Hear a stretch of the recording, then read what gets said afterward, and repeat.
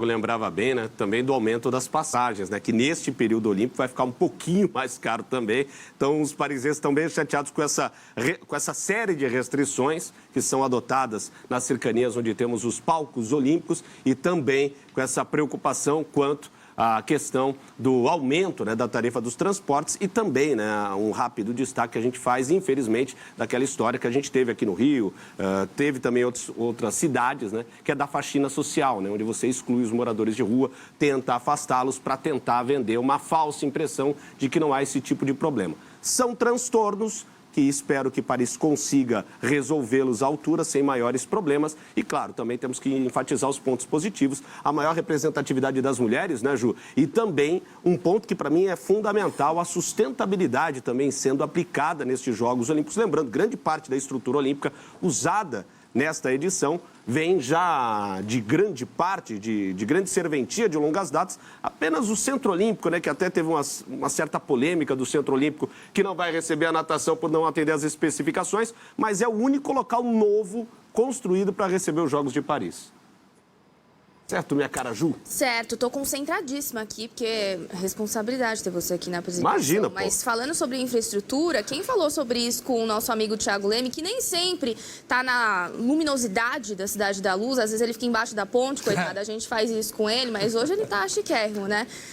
Thiago, primeiro, como anda a sua coleção de copos? Porque eu sei que as suas andanças aí já começaram pelas instalações olímpicas. Quero saber como foram os primeiros dias de trabalho, porque você participou da coletiva com o presidente da França, né? O Macron falou números, informações importantes. Então, como foram esses 2, 3 dias que antecederam os jogos, né? Começou, como eu falei, mas ao mesmo tempo não começou. Conta um pouquinho aí dos bastidores da notícia, como foi a repercussão também de toda aquela questão do VAR no jogo da Argentina entre Marrocos, se o Brasil se destacou de fato no cenário internacional com essas vitórias importantes hoje.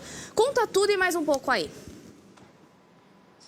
Vamos por partes, Ju. Primeiro, esse encontro com o presidente da França, né, o Emmanuel Macron, ele fez uma recepção para a imprensa internacional no Palácio do Élysée, que é o palácio presidencial aqui. Então, a gente teve a oportunidade de até conversar rapidamente com o presidente da França. Entre outras coisas, parte política que ele falou, uma frase me chamou muito a atenção, que foi justamente sobre a cerimônia de abertura. Ele falou, foi uma loucura que a gente decidiu fazer, que o comitê organizador da França decidiu fazer, essa cerimônia no Sena, no coração da cidade. Mais uma loucura que foi um desafio e que está dando certo até então. A gente vai ter essa resposta amanhã, mas tomara, espero que tudo corra bem, sem nenhum problema de segurança. E realmente, se tudo ocorrer bem, vai ser uma coisa espetacular para ficar marcado na história. Mas o presidente, o Macron, tocou muito nesse ponto, nessa reunião com jornalistas no Élysée. Nos outros dias aqui, a gente teve a oportunidade de acompanhar, né, o mergulho no Rio Sena, da prefeita, da ministra, e aparentemente esse assunto ficou no passado.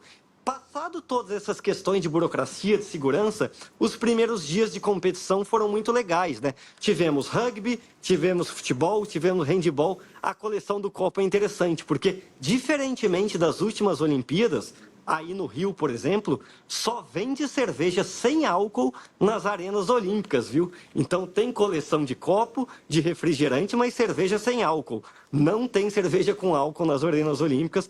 E a gente pôde ver hoje no handebol uma estreia muito legal, né, Ju? Das meninas, uma forte seleção da Espanha, a Gabi fechando o gol, 29-18, uma boa vitória. É um grupo muito forte do handebol feminino, né? Tem pela frente ainda a França, a Holanda, mas estreia hoje foi muito legal. Thiago, vou aproveitar então antes de passar a bola para o Caio, que a Ju tocou num ponto interessante, que eu queria ouvir a tua visão referente à primeira gafe olímpica, né? Todos os Jogos Olímpicos têm, gente, faz parte. Ou é uma gafe esportiva, ou é uma gafe diplomática, quando tivemos o hino da Coreia do Norte tocando no lugar da Coreia do Sul. Acontece. Mas nós já tivemos no primeiro dia a grande gafe olímpica, aqueles 15 minutos que até agora ninguém consegue explicar de Argentina e Marrocos, a partida sendo suspensa, mas antes sendo informado que a partida tinha sido encerrada, tanto que até o próprio site da FIFA informa que o jogo acabou, e a Ju tocou bem nesse assunto. Como que Paris recebeu essa primeira gafe olímpica? Com uma certa preocupação ou não acontece, é o primeiro dia, erros são habituais? Como que foi a resposta de Paris referente a essa primeira grande gafe? Olha, teve uma repercussão grande, Ivan, realmente na imprensa aqui. Você sabe que os franceses são um pouco orgulhosos, é difícil um pouco deles admitirem erro, né? Eu estava, nesse momento, indo para o jogo Israel e Mali, que foi aqui em Paris, no Parque dos Príncipes. Foi um jogo que eu fui cobrir. O França e Marrocos não foi aqui em Paris, mas claro que a gente acompanhou tudo. E para um jogo que teve que ficar parado por quase 2 horas, invasão de campo, a torcida marroquina protestando, e depois um gol anulado por causa do VAR, que por mais que estivesse em posição realmente de impedimento, se anulado depois da análise, não é uma coisa normal, não é uma coisa protocolar. Tanto que a seleção argentina, o técnico Javier Mascherano, protestaram bastante, né? Foi uma coisa meio estranha, realmente meio estranha. A gente espera que seja uma coisa isolada que tenha acontecido, mas a imprensa francesa repercutiu bastante e houve muitas críticas.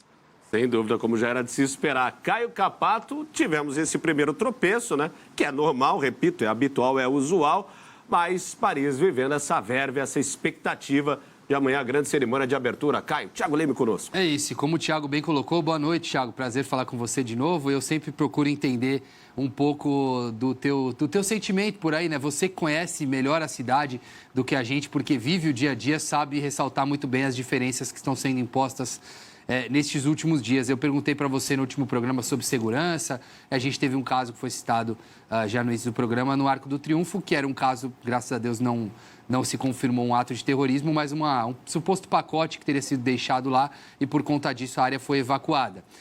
Paris já é uma cidade naturalmente tensa, não à toa é a cidade que lidera na Europa os números de terrorismo, né? E a gente sabe que essa é uma preocupação muito constante desde que a sede foi eleita para os Jogos Olímpicos. E eu queria te perguntar, porque 2 matérias hoje chamaram bastante atenção no Le Parisien, um dos principais jornais franceses, acerca disso. A primeira, uma entrevista exclusiva com o Emmanuel Macron, em que ele diz que está sentindo uma mistura de vertigem e excitação, alegria e preocupação por conta da abertura e de tudo que foi planejado. E uma outra matéria que eu queria entender e repercutir com você, para a gente trazer um pouco de todo esse clima, do que está acontecendo para além das competições, que é uma matéria que fala sobre um suposto desejo de vingança, uma matéria do Le Parisien falando sobre um suposto desejo de vingança, como a Rússia estaria tentando desestabilizar a França durante as Olimpíadas. Essa é uma matéria, até peguei o nome do jornalista, Victor Cousin, é um jornalista do Le Parisien, que cita alguns agentes russos que estariam tentando, de alguma forma, desestabilizar o governo e a organização francesa. Queria saber se tudo isso foi assunto, como é que está dando para sentir esse termômetro por aí. Olha, Caio, vamos começar pelo final. De fato, assim, na parte política, na parte geopolítica aqui, que é uma coisa que sempre interessa muito, né, aos franceses e europeus, tem essa parte, sim, de preocupação por tudo que aconteceu, né, na guerra, no conflito que segue acontecendo entre Rússia e Ucrânia. E o presidente Emmanuel Macron e todo o governo francês sempre, desde o início, foram muito a favor do Zelensky, do presidente ucraniano. Então, há uma tensão desde o início da guerra e, sim, não é uma coisa assim tão aberta, talvez seja uma coisa velada na imprensa, mas existe, sim, a preocupação com qualquer resposta, com qualquer vingança, né, da parte política russa, sim. A gente sabe que os atletas russos não vão competir aqui em Paris com a bandeira russa, vai ser uma coisa que alguns atletas vão competir independentemente, sem bandeira. Essa parte, assim, política sempre afeta aqui, né? Sempre afeta aqui. O cerimônia de abertura, eu posso citar muito Israel. Eu estava ontem também no jogo Mali-Israel. Era um jogo que, na parte esportiva, na parte do futebol, não tinha qualquer interesse. Mas era um jogo de muita tensão política, né? Tinha realmente muito policiamento. Não aconteceu nada demais. Na saída até teve uma coisa curiosa. Porque os torcedores de Israel, o jogo terminou empatado, 1-1. Mas os torcedores de Israel cantando e os torcedores de Mali chegaram junto com uma bandeira da Palestina, cantando Palestina junto com os torcedores de Israel. Houve ali uma certa apreensão, nenhum problema maior. Mas essa parte fora da parte esportiva, sempre aqui na França, de fato, gera muita tensão, Caio.